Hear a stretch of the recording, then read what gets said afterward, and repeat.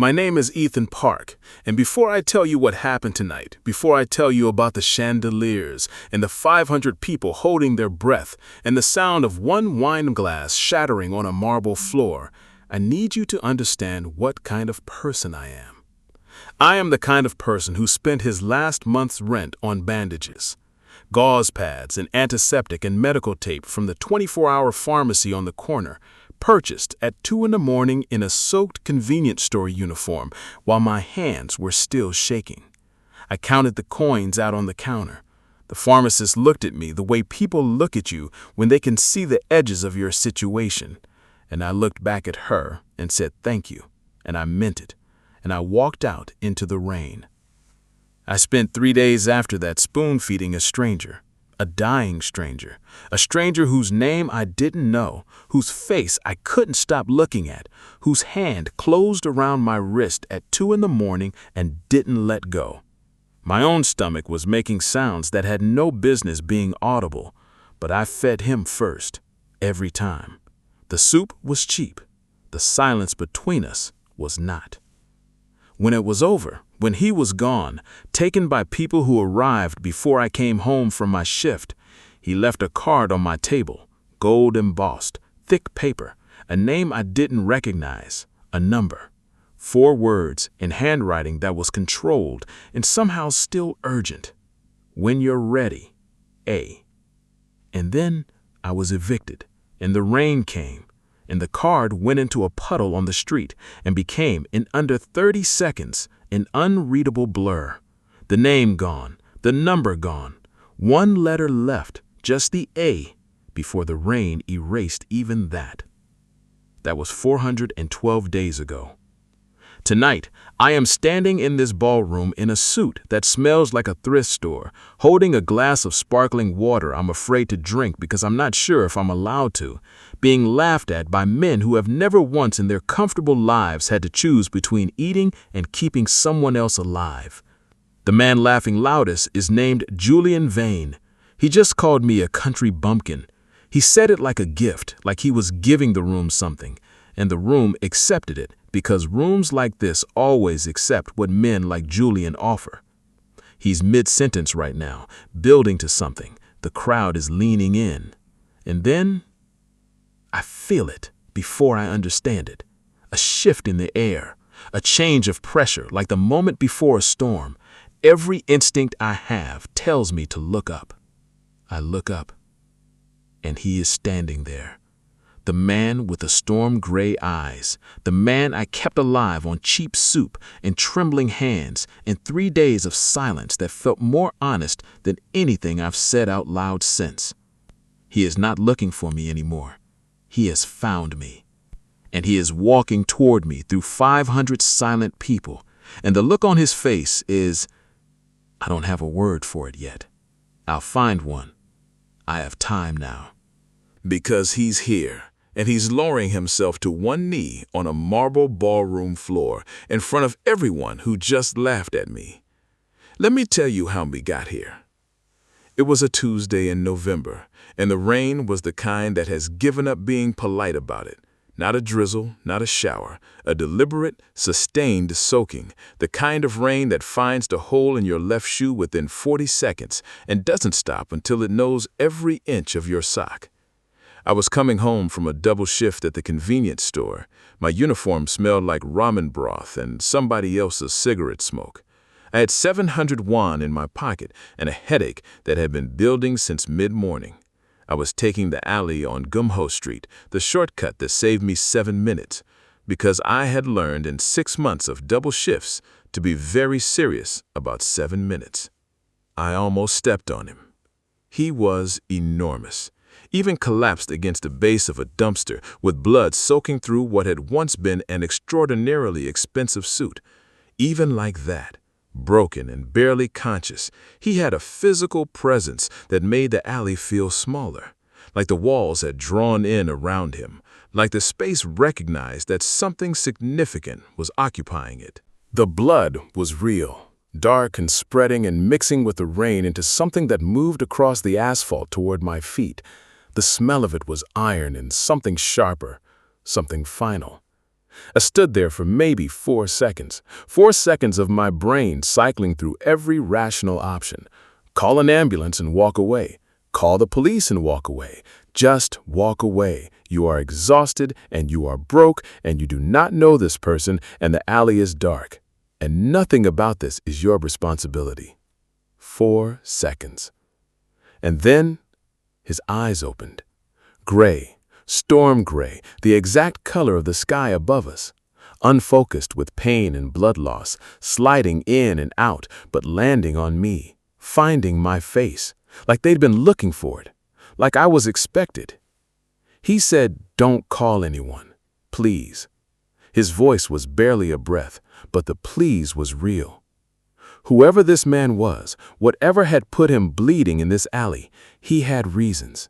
And in that moment, looking into those eyes, I made a decision that the rational part of my brain would spend the next 412 days trying to explain.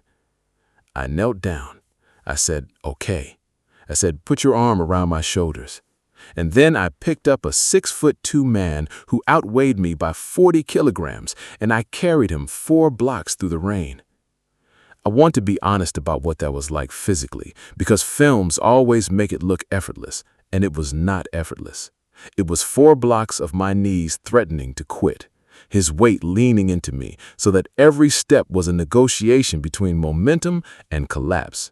My thin jacket soaked through immediately, and then his soaked weight on top of my soaked jacket, and the rain finding new and creative ways to be cold.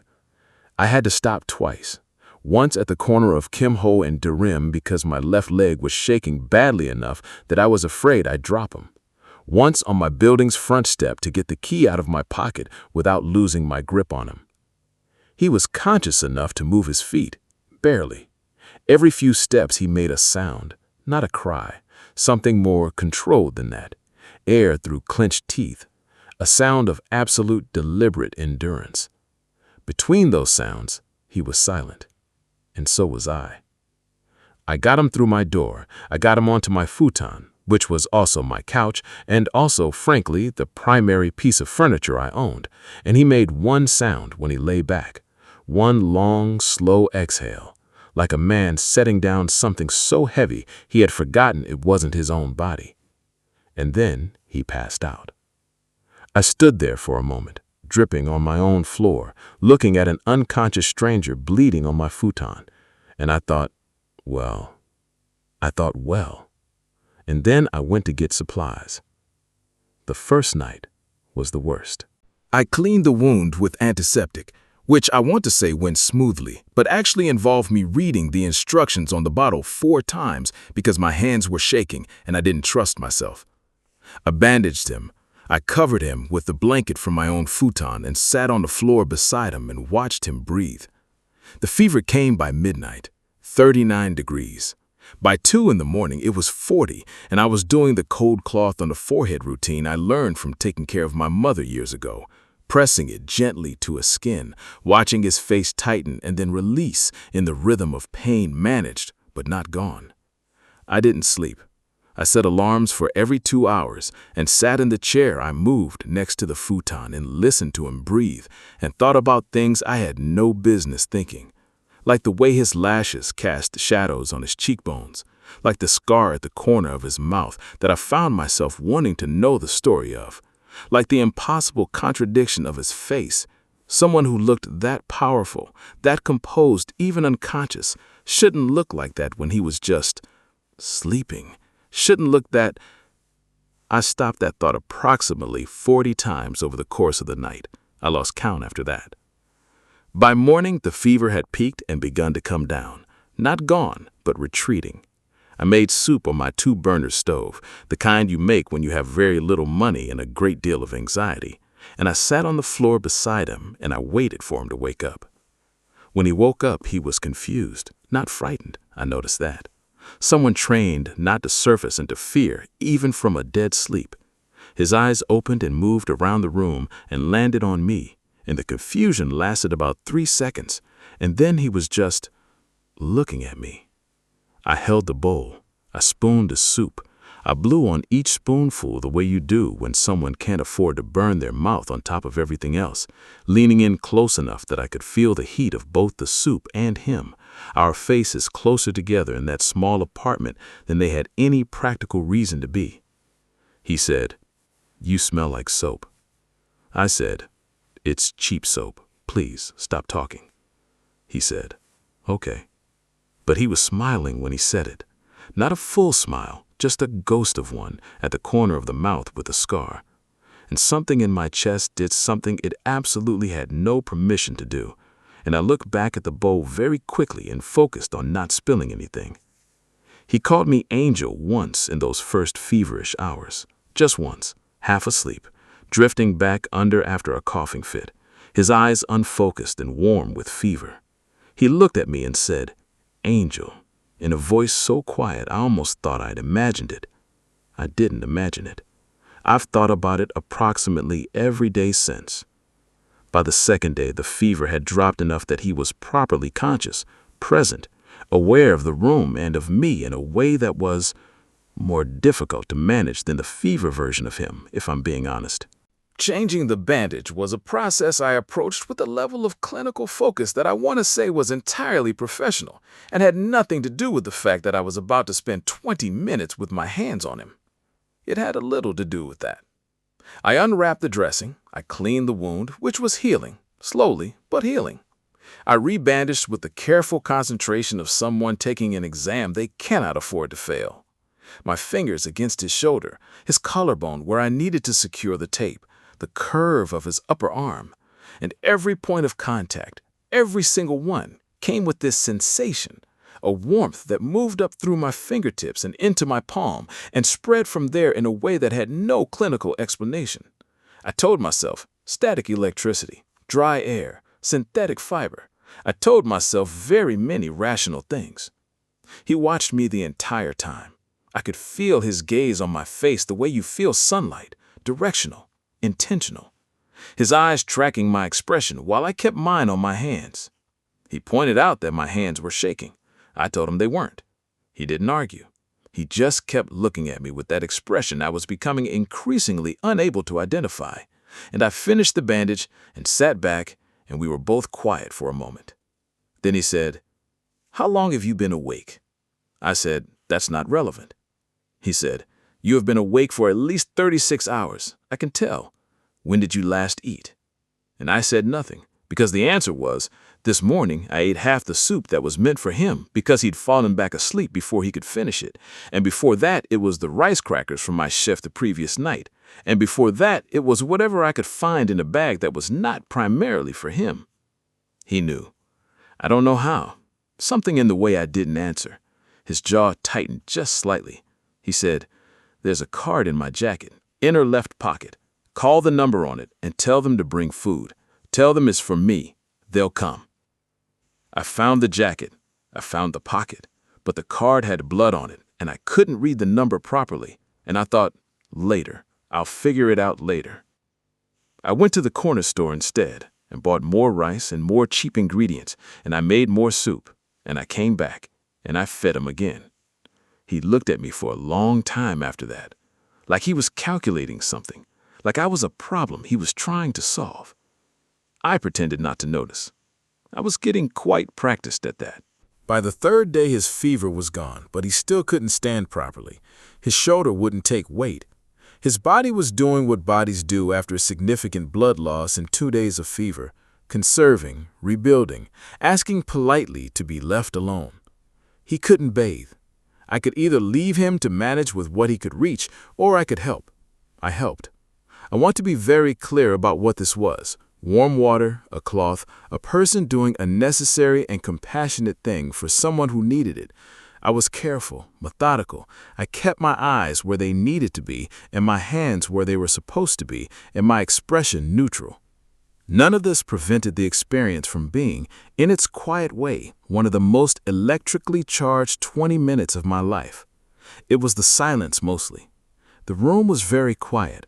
I had lit a small candle because the electricity was being unreliable that week, and the candlelight turned everything amber and soft, and the only sounds were the drip of the cloth into the basin and his breathing, which had slowed in a way I recognized as not pain, not discomfort, but something else. Awareness. I felt him watching me the way I'd felt the soup steam, warm and close.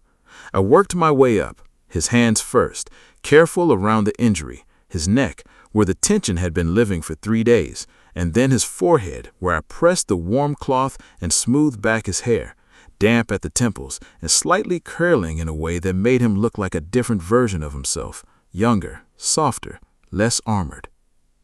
When the cloth touched his forehead, he exhaled. Not a sigh, not a breath of pain or relief. The exhale of someone laying down a weight they have been carrying so long it stopped feeling separate from themselves. And I thought, my hand still on his face with the cloth between us, who is this man? Who is he when he's not bleeding or feverish or unconscious? What does he look like when he's standing up straight in whatever world he belongs to?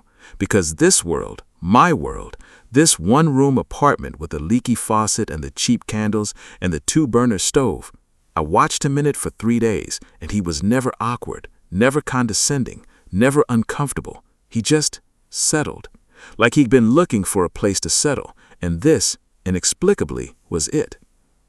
He asked me very quietly where I had come from. I didn't answer. I didn't know how. I just kept going, my hands, the cloth, the candlelight, and the question hung in the air between us and became something neither of us needed to answer because it wasn't really a question about geography. He woke up at 2 in the morning and I was asleep in the chair. I don't know how long he had been awake before he touched me, but when I startled out of sleep, his hand was around my wrist. Not gripping, not urgent, just there. His fingers around my wrist, loosely, the way you hold something you're afraid of losing in the dark, loose enough that I could have moved, firm enough that he would have felt it. He didn't say anything. I didn't say anything. The room was dark and blue-gray from the streetlight through the window, and the rain was soft on the glass, and somewhere outside, a cat knocked something over and went quiet. In my little apartment, in the middle of the night, we were not whatever we were supposed to be. We were just 2 people, sitting close in the dark. One of us was awake and watching the other with an expression I only caught for a second before I closed my eyes again. Like, found. Like, finally. I fell back asleep with his hand around my wrist. I slept better than I had in months. When I woke up in the morning to my alarm, his hand was still there. He was still looking at me. I said, I have to go to work. He said, I know. I said, there's food on the counter. Don't move around too much. He said, okay. And then just before I closed the door, he said my name. Just my name, Ethan, the way you say a word when you're memorizing it. I left. I worked a 24-hour shift, and I came home and he was gone. The futon was made, the bowl was washed, the window was cracked open an inch to let out the smell of antiseptic. Everything was exactly as it should have been if no one had been here, except that it was more carefully arranged than I'd ever managed, and the faint trace of his cologne still sat in the air. That dark, expensive scent that had no right to survive 3 days in a one-room apartment, and yet had. On my table, there was a card, gold embossed, cream paper, a name, Alexander Voss, and a number, and beneath it, in handwriting that was precise and yet somehow still urgent, 4 words. When you're ready. A. I stood there for a very long time holding that card. When you're ready. Ready for what? Ready to call? Ready to what? Say thank you? Ask who he was? Ask why men with guns had been in that alley? Ask why he had looked at me like that every single time? Like I was something he had been trying to locate for a long time and had finally found? I pressed the card flat between my palms, like something that might dissolve if I wasn't careful enough. I carried it for 3 days before the eviction notice that had been sitting under my door became impossible to defer. I want to tell you the eviction wasn't a surprise. I'd known it was coming for 2 months. The notice had been under my door for 9 days. I'd been doing the math every night, and every night the math came up the same. Not enough. Not close. The landlord helped me carry my boxes out. He was apologetic in the way that people are when they've already made the decision and the apology is just a formality, a social convention that costs them nothing and means nothing, but would feel rude to skip. I had 3 boxes. They were cardboard, which is to say, not waterproof. They began to absorb the rain immediately. I had my work uniform in a plastic bag. I had my mother's photograph pressed inside my jacket against my chest. And I had the card in my left coat pocket, which I touched 3 times while carrying the boxes to make sure it was still there. It was still there. Until it wasn't. I don't know exactly how it happened. A gust of wind, maybe. When I was putting down one of the boxes, my pocket wasn't sealed. The card was thinner than paper had any right to be, and the wind didn't care. I saw it go, a flash of cream against wet gray pavement. I dropped the box, both boxes, and I ran. I actually ran down the street after a piece of paper in the middle of the rain, pushing past a man walking his dog and a woman with an umbrella who looked at me like I had lost my mind. Maybe I had. The card skittered, tumbled, caught air, hit the curb, landed in a puddle. 30 seconds. I reached into the puddle and pulled out a piece of cream-colored paper that was no longer cream-colored and no longer anything. The gold embossing was gone. The name was gone. The number was gone. Every digit washed into the water like it had never existed. The A was still there, barely. 1 letter, just the curve of 1 initial in handwriting I had memorized. And then the rain took that too. I knelt on the wet asphalt in front of the puddle for a while. I don't know how long. Long enough that the boxes I'd left behind were thoroughly destroyed, and the rain had soaked all the way through to my mother's photograph, and I was too numb to feel the cold anymore. I had spent my last month's rent on his bandages. I had spent 3 days feeding him. I had fallen asleep in the chair beside him every night because I was afraid that if I left the room, something would happen and I wouldn't be there. And now I had a piece of wet paper, and no address, and no name I could search, and no way to find a man who existed as far as the world was concerned, only in the 48 hours I had spent in a small apartment in the rain. I picked up what was left of my boxes. I found a shelter that had a bed. I started looking for work. I didn't look back. A year later, I deliver water. 20-liter jugs, blue plastic, the kind designed to sit on top of office dispensers. I pick them up from the distributor at 6 in the morning and I deliver them on a route that covers 4 residential towers in this part of the city. The towers have elevators. The elevators require key cards. The key cards are for residents. I am not a resident. 20 liters is heavier than it sounds. That's the thing nobody tells you. Water sounds light. Water sounds like something that flows and moves and yields. And then you put 20 liters of it in a plastic container and lift it by a handle and learn immediately and completely what weight is. I carry 2 at a time on my best days. My route includes an 11-floor building. Floor 3. My breathing has adjusted, found its rhythm. The handles are already cutting into my palms. I've developed calluses there, thick ones, ridged, the kind that show up in the creases of my hands and the pads of my fingers. I've stopped being surprised by them. I've stopped being much of anything about them. Floor 6. The heating cuts out in the stairwell at floor 6, always, without explanation, and the cold comes in like it's been waiting outside the door. My jacket is thin. I bought it secondhand, the same place I bought the rest of what I wear.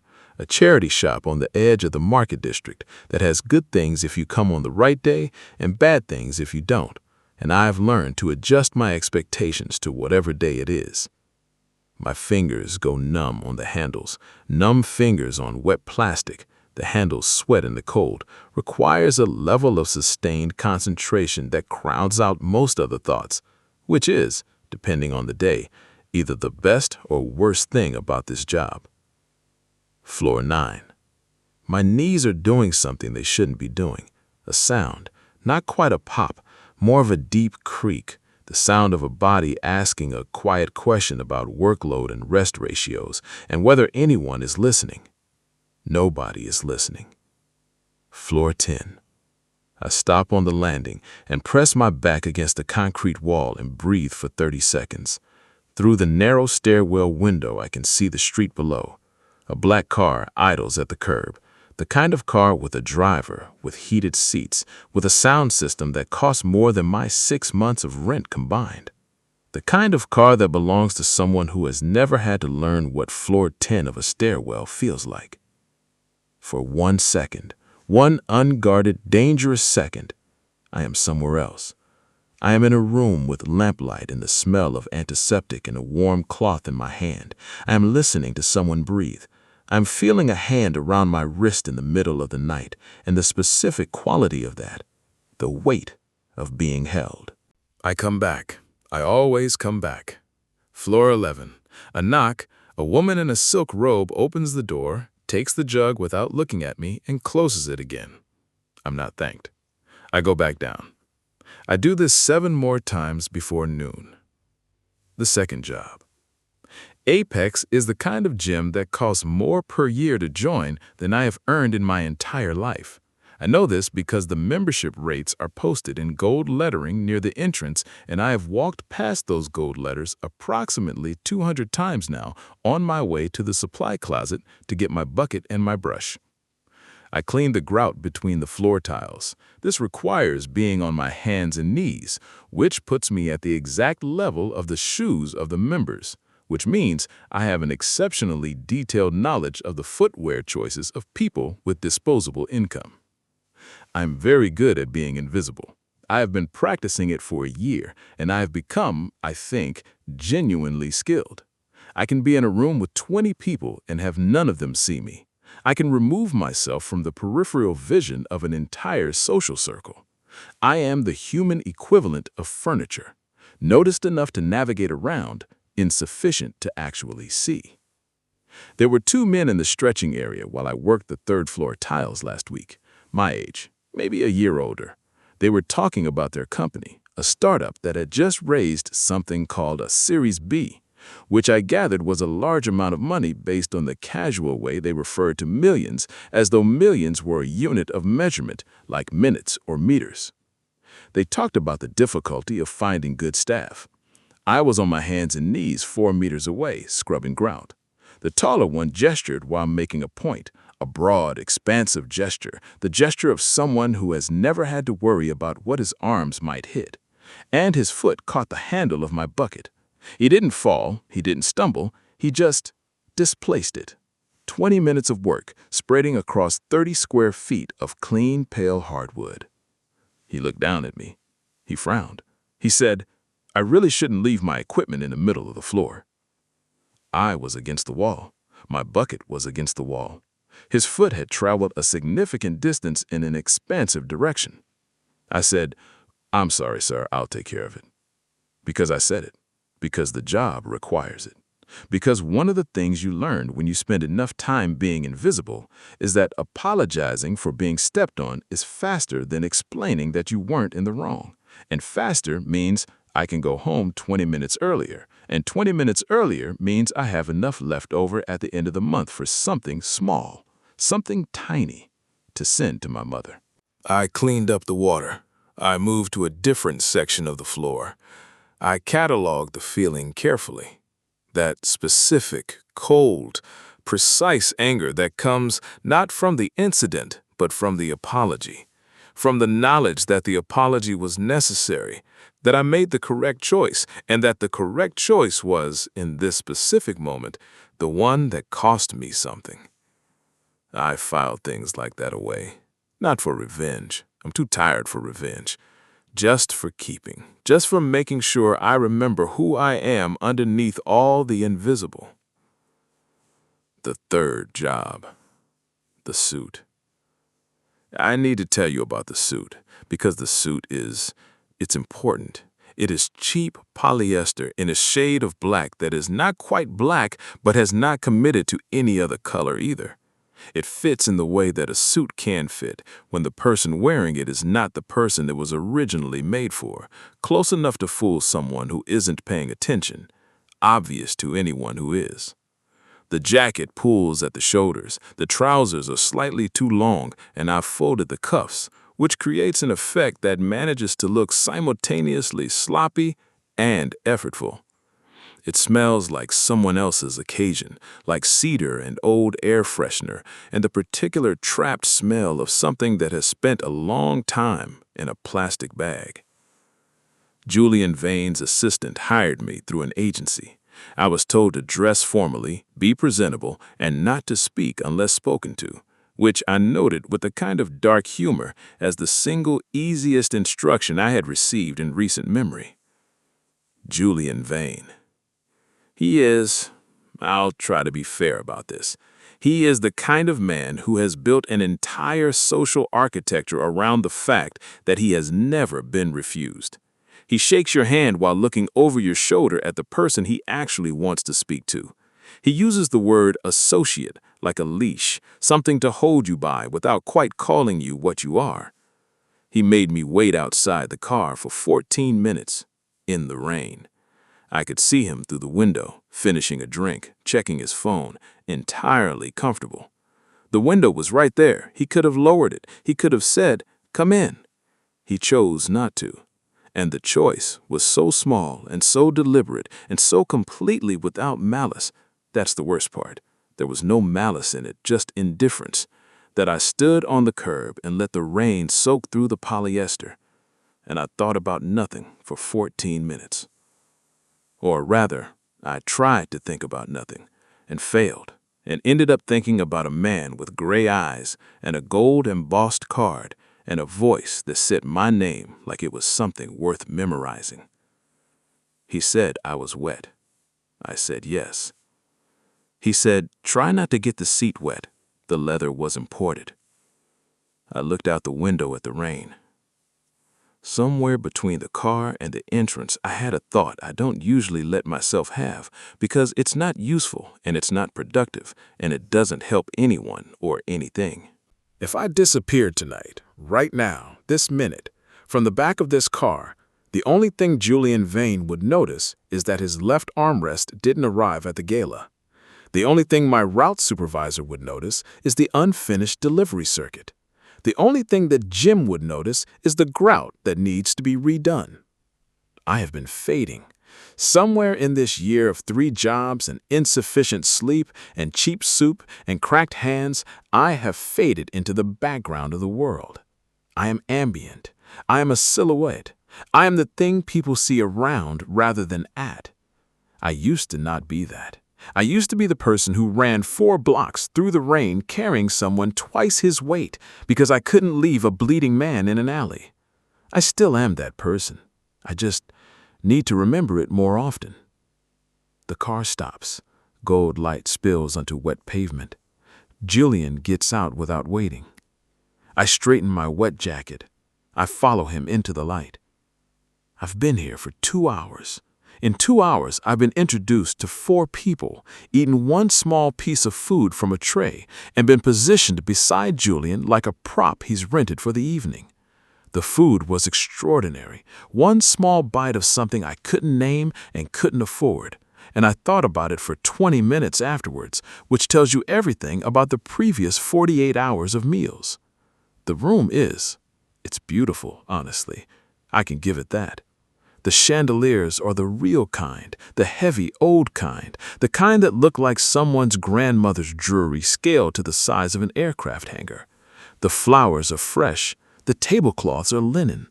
The wine in everyone's glasses is the color of garnet, and I'm told it costs more per bottle than I make in a week. I am wearing the polyester suit. I have met its gaze in the bathroom mirror and made my peace with it. Julian has found his audience, 4 men, well-dressed, performing the specific ease of people who have never had to perform ease because they were born into it. They are laughing at something Julian said, and Julian is building towards something more. I can feel it. The way you feel weather changing, the pressure dropping, the quality of the air going tight. He puts his hand briefly on my arm, which is how he's been indicating to people all evening that I belong to him in some useful capacity. And he says, "This is my associate, Ethan." And then he pauses, and the pause is deliberate. And he says, "He's from the countryside, a project of sorts." The group laughs. One of them asks, "Which province?" Julian says, "He probably doesn't know the name of it. Country bumpkin through and through. Look at that suit. I told him to dress appropriately." I look at the floor. Not from shame. I want to be clear about that. It is not shame. I abandoned shame somewhere between floor 9 and floor 10 of that stairwell. I look at the floor, because looking up would require me to see their faces, and seeing their faces would require me to feel things I cannot afford to feel in a room with 500 witnesses. Julian is still talking, building further. The audience is with him, leaning in, ready to accept whatever he offers. And then, I know those footsteps. I don't know how I know them. I heard them exactly once in a rain-soaked alley, barely conscious under my arm as I dragged us both home. But I know them. My body knows them before my brain finishes the sentence. I look out. He is in black, a suit so precisely tailored it looks like someone studied him, really studied him before making it. His posture is different from what I remember, and exactly the same as what I remember. That absolute stillness, that economy of movement, the quality of a man who has never once in his life needed to take up more space than he already occupies. He looks exactly like he did. He looks like the fever dream version of him, except standing up, except healthy, except in possession of all the power his body had been trying to get back while it lay on my futon. He looks like what he was becoming when I left him to go to work, if I had been able to stay and watch. He has a scar. Left shoulder, under the jacket. I know that scar. I put the bandage there. His head turns, and then his eyes find me, and the room disappears. I need to tell you what it is like to be found by someone who has been looking for you. Not the polite looking of social convenience, not someone who glances around a party for a familiar face. The real kind, the 412-day kind. It's like being the only thing in focus in a photograph where everything else has gone soft. He looks at me, and the 500 people between us become irrelevant. Julian becomes irrelevant. The chandeliers, the wine, the expensive tablecloths, all of it just drops out. And it's just those eyes, storm gray, knowing. His expression is, I'm going to call it relief, but not the small kind, the kind that comes after a long search, the kind that is also grief for the searching, and fury at what he found, and gratitude that it ended, and something else underneath all of that, something I don't have a name for yet, something I've been trying not to name for 412 days. He begins to cross the room. The crowd parts, not because anyone asked them to, because they feel the direction he's moving and get out of it the way you get out of the way of something with gravity. Julian stops talking. His mouth is still open. The word he was building is just gone. His face has done something complicated and arrived ultimately at pale. And on the other side of the room, I catch sight of a man I recognize from somewhere I didn't expect to recognize anyone. An older man, patrician, silver-haired, the kind of man who has photographs taken with politicians. He has gone the specific shade of pale that belongs to someone who has just realized that the thing they thought they'd eliminated is standing upright in the room. I don't know who he is yet. I will learn, but I notice the recognition and I file it. Alexander stops in front of me. He is close enough that I can smell his cologne, dark and expensive and complicated, the same scent I memorized in my apartment because it had no right to survive what happened there, and yet it had. And close enough that I can see the specific quality of the gray in his eyes, which is not one gray, but many. storm gray and winter gray, and the gray of that alley in November when the rain was coming down, and I found him. And then he says, in a voice that fills the room without raising itself, I have spent 412 days looking for the eyes that saved my life in that dark alley. I didn't think I'd find them being looked down upon by people who weren't fit to breathe your air. 500 people, not breathing. Me, not breathing. And then, very quietly, just to me, without the room in it at all, hi. Hi. That's what he says. After 412 days, after a lost card in a puddle, and 3 jobs, and 11 flights of stairs, and the absolute worst year of my life, he says, hi. And my voice, when I find it, says, hi, back. And something in my chest, which has been very tightly held for a very long time, releases, just slightly, just enough. He kneels. Alexander Voss, CEO of Voss Industries, the man this room has been assembled tonight to celebrate, the most powerful person in this building, kneels in front of me on the ballroom floor. He takes my hand, my right hand, the one with the calluses from the jug handles and the small chemical burn on the thumb and the cracked skin from the cold. He takes it in both of his, and he holds it for a moment, looking at it. And then he presses his lips to my knuckles. And I forget how to breathe.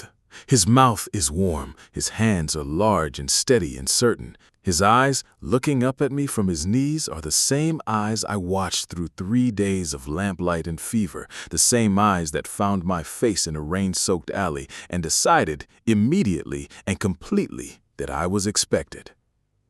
I should say something dignified, something that reflects the composure I've been telling myself I still possess. I say, "You're going to ruin your suit." And his mouth curves, that ghost of a smile, the same one I saw in those 3 days, the one that appeared so rarely and so briefly that each time it felt like something that had been earned rather than given. The ghost of it is there, on his face, just for a second, just for me. He says, "I'll buy another one." He stands up, and the man who was warm and quiet with me becomes something else, something I have not seen before but have no difficulty understanding. Cold, controlled, sharp as an instrument built for a specific purpose. He turns to Julian Vane. He doesn't raise his voice. He doesn't have to. He says Julian's name and then lists, in order, every business relationship Julian Voss Industries touches, every club, every partnership, every social contract that exists in this room between Julian and anyone who matters. He says, "Consider them dissolved." He says, "My office will send the paperwork." And then he takes out his phone. He makes one call, 37 seconds. I count. Julian Vane, who 20 minutes ago held this room's attention like a man born to hold rooms, has become something remarkable, irrelevant. I can see it happening. The people around him take a small step back. Not dramatic, not theatrical. The organic, animal step of people removing themselves from the vicinity of a man who has stopped mattering. Julian opens his mouth. No words come. Alexander has already looked away. He crosses the room toward the silver-haired man I noticed earlier, the man who went pale when he saw that I was alive and standing. And I understand now, watching Alexander move toward him, what this man is. Not just an attendee at a gala, something older and more specific than that. Alexander says his name, Silas. He says it quietly enough that I can't hear it fully from where I'm standing, but I can read it. He says, "I have the recording, all of it." He says, "I have had it for 412 days, which gave me quite a lot of time to make copies." The police officers were already there, already inside. Alexander had arranged this before he walked in. He walked into this ballroom knowing every piece of what would happen, having spent 412 days building toward this specific moment. Uncle Silas, I learn his name an hour later, is walked out of the Harrington Foundation Gala through the main entrance, through every camera, past everyone who watched him arrive. This is what a status death looks like, witnessed by all, contested by none. I watch this from the center of the room. My hands are still warm where he held them. The calluses on my knuckles still carry the heat of his mouth. I think 412 days. He spent 412 days building toward tonight. Not just the rescue, not just the reunion. All of it, arranged, organized, patient, every piece in place. And then he walked in, and the first thing he did was kneel in front of me. He comes back to me. The controlled, cold version of him that just dismantled two people's lives in under 10 minutes does not come back. What comes back is him.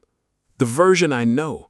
The version that lived in my apartment for 3 days and called me angel in a fever and wouldn't let go of my wrist in the dark.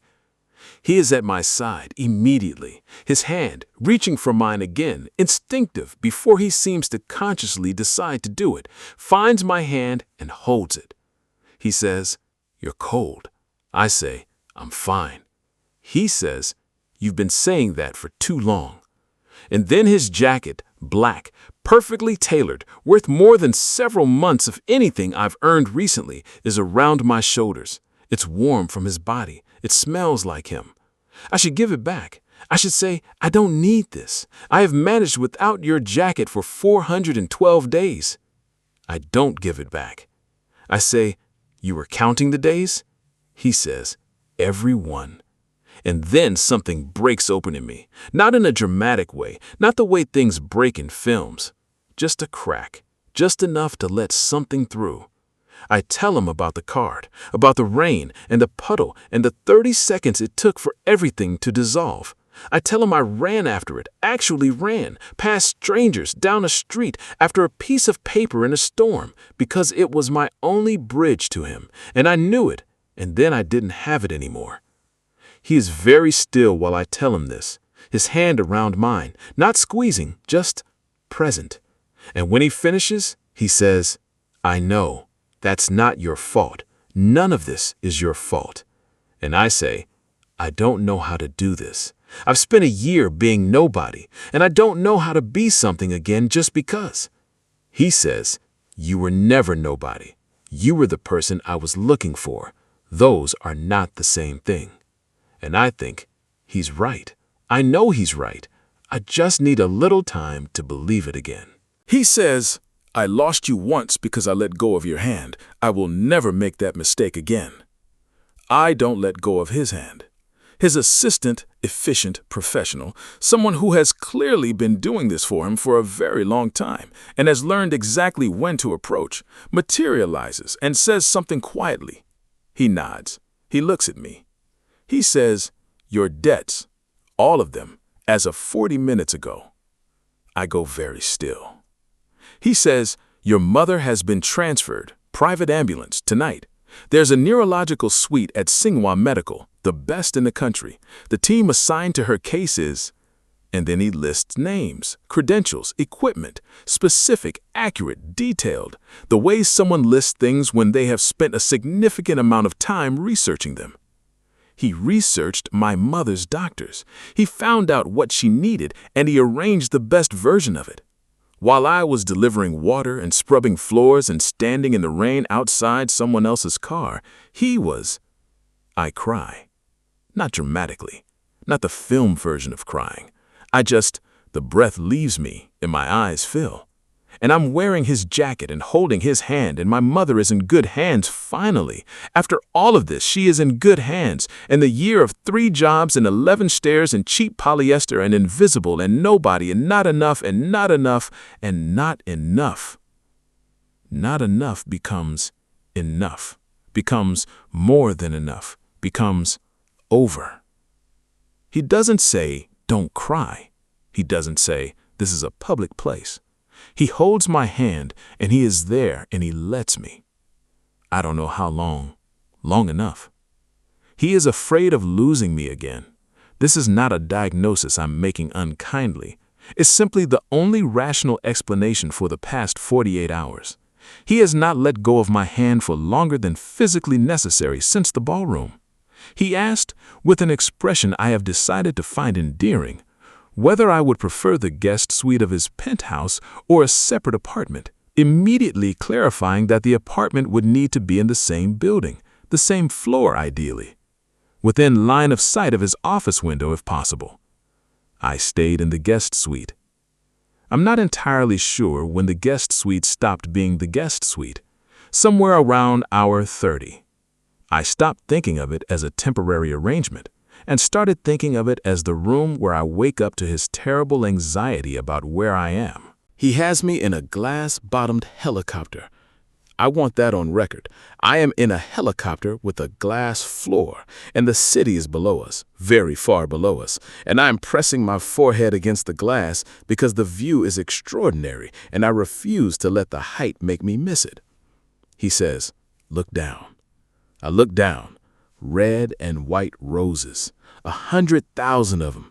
I will later learn the exact number is 112,000, rounded, and he rounded up, not down, covering the sprawling lawn of his private estate in a pattern that from up here, from this glass floor, resolves into words, "Will you stay with me forever?" I stare at this for a long time. He says, "The roses represent every minute I spent looking for you. I had them calculated. 412 days is approximately 593,000 minutes.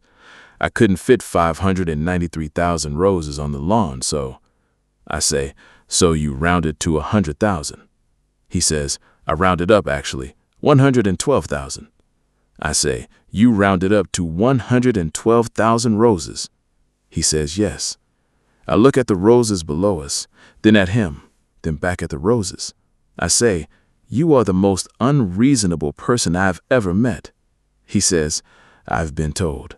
And the ghost of the smile is there again, the one I spent 3 days cataloging, the one that appears so rarely it feels like something earned. It's there, in the light of the helicopter cabin, softer than I've seen it before, softer because we're alone, and because he doesn't have to perform anything, and because whatever he's feeling right now doesn't need to be contained. I look at 112,000 reasons arranged on the lawn below me, and I think this is the most excessive, beautiful, completely impractical thing anyone has ever done in my name. I think I had 3 days of soup and bandages and a 2 a.m. wrist hold, and it was enough to get us here. I think, imagine what we get with more time. He takes my hands, both of them, turned palm up, and he looks at them the way I looked at his wounds in those 3 days, carefully, like he's reading something.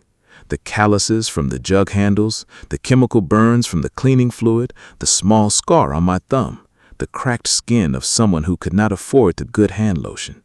Evidence of the year, all of it, laid out in the lines of my palms. He traces them, one at a time, his thumb moving slowly, gently, like he's memorizing. He says, "These hands kept me alive. Every callus, every mark, this is what I put you through by leaving, what this year put you through while I was searching." I say, "You didn't put me through it, circumstance did." He says, "The rain and I will have words." And I almost laugh. I don't quite, but something loosens in my chest, in the way that things loosen when they've been held very tightly for a very long time, not all at once, but perceptibly. He takes out a small box. The ring inside is not the ostentatious kind, which tells me either he knew better or someone advised him. It's a thin, dark band, a single stone the color of a storm at the right angle. Simple. Right.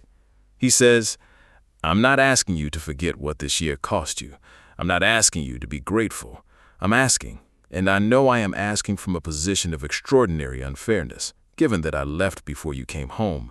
I'm asking if you will let me spend whatever time you give me, making it impossible for you to ever again think that the only thing people would notice if you disappeared is the work you left behind." I stopped breathing. He heard that thought, the thought I'd never said out loud, never said to anyone, that lived only in the back of a car in the rain outside a gala I didn't belong in. He looked at me in that ballroom, and he saw it in me, the whole year of it, and he named it. I say, How did you know I'd thought that? He says, because I know what it looks like to be seen through rather than at, and because you are the person who looked at me in an alley when I was bleeding and powerless and had nothing to offer you, and chose to stay. Someone who does that deserves to be seen completely for the rest of their life. He slides the ring onto my finger. He holds my hand for a moment, steady, warm, completely certain, and then he presses his lips to my knuckles, to the calluses, to the cracked skin, to the scar on my thumb, to every single mark the year left on me. He kisses every one. I need to be honest about this part. It would be easy to say, I said yes immediately and everything dissolved into light. That's the version of the story that's easier to tell. The version where the gesture is sufficient, where 112,000 roses and a ring and a kneeling in front of 500 people add up cleanly to an answer. But I am a real person, and I spent a real year being invisible, and it doesn't dissolve in 48 hours, not even with all of this. I look at the ring on my hand, and I feel his warmth, and also the cold of the stairwell at floor 7, the sound of my bucket tipping over in the gym, the 14 minutes outside a car in the rain, the card in the puddle, the A, the single letter before the rain took even that. A year is a long time to be nobody. You don't unlearn it at altitude over 100,000 roses. I say, I need you to understand something. He waits, completely attentive. He has, I realize, always been completely attentive to me, in the alley, in the apartment, in the ballroom, here. I'm not sure he knows how to be anything else in my direction. I say, I'm not the person you remember from those 3 days. That person was younger. He didn't know yet how long a person could be stepped on before he started to believe he deserved it. I almost lost that. I almost forgot that the man who evicted me into the rain was not the authority on what I'm worth. I say, I'm still figuring out how to be seen. I'm still adjusting to this, to you, to the fact that you spent 412 days and a helicopter and 112,000 roses. He says, take whatever time you need. I'll wait. I've been waiting. I'm quite practiced at it by now. I look at the ring. I look at him. I say, 412 days? He says, 413 as of tonight. And something in me, something that has been clenched for a long time, opens. Not all the way, not yet, but enough. I say, I'm not saying no. He says, okay. I'm saying not yet. I'm saying, give me time to remember how to be real again. Give me time to let my eyes adjust to the light, and don't let go of my hand while I'm figuring it out. He says, I can do that. Just that. No argument. No performance of patience that is actually impatience dressed up. Just, I can do that. Simply. Like a man who has already decided that whatever I need, he will find a way to give it. I keep the ring on my finger. He keeps holding my hand. We stay until the estate goes dark below us, and the roses disappear into the night, and the city lights come fully on, and the sky above clears enough that I can see actual stars, which I haven't properly seen in a year of sleeping in rooms with too much ambient light. He stands close, his hand in mine, his jacket still on my shoulders. He doesn't push. He doesn't ask again. He watches the sky with me, and he breathes, and I breathe, and the city hums below us, indifferent and alive. I think about my mother in a hospital room with good doctors and warm light. I think about the water jugs I won't be carrying tomorrow. I think about the gym floor and the car in the rain and the polyester suit and the thrift store smell and everything the year weighed. And then I think about a card on a table in a one-room apartment, 4 words, 1 initial, a handwriting I memorized without meaning to, when you're ready. I think I'm almost ready. Not quite, but almost. The distance between almost and yes is closing every time he holds on. I say, quietly into the night, 112,000 roses. He says, 112,000 minutes. I say, you're unreasonable, and I love you. He says, extremely, and I love you so much. And I don't laugh. I don't quite. But the thing in my chest that has been too tight for a year loosens another increment, another small release. And I think this is what it is. Not the grand gesture, not the kneeling or the helicopter or the flowers. This, a man standing close in the dark, not asking for more than I have, holding on. I think about the alley, the 4 seconds I stood there before I knelt down, 4 seconds between the rational choice and the one I actually made. And I think every good thing in my life right now traces back to those 4 seconds. I spent my last month's rent on bandages for a stranger. I didn't do it for a return. I did it because the math was simple. Someone was bleeding, and I was there. But sometimes, not always, not predictably, not in any way you can plan for, the math gives you something back. Sometimes it gives you everything. I say, ask me again in a month. He says, I'll ask you every day until you're ready. I say, that's not what He says, I know. I'll ask you every day. I don't let go of his hand. Below us, somewhere in the dark of the estate, 112,000 roses are still asking their question, still waiting for the answer. So is he. So am I. The end.